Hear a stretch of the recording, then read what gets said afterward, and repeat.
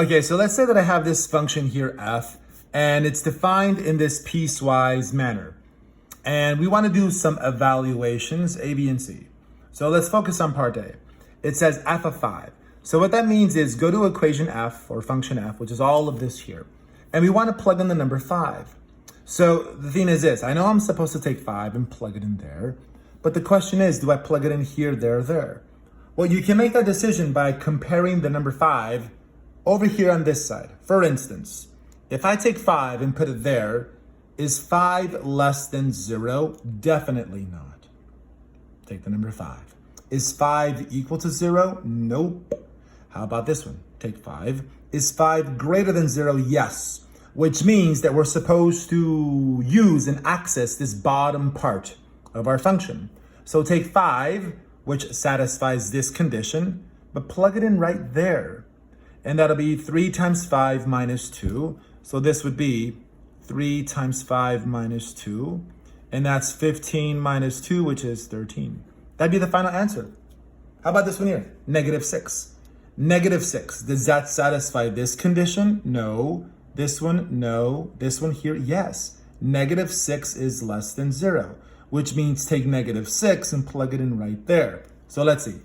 We keep that negative there, and then negative 6 replaces the x. This power of 2 affects this. So I know it's tempting to make the double negative positive, but nah, because first you got to do the exponent. So negative 6 squared is positive 36. You see, that's positive 36. But then this comes along after, and so the final answer would be negative 36. How about f of 0?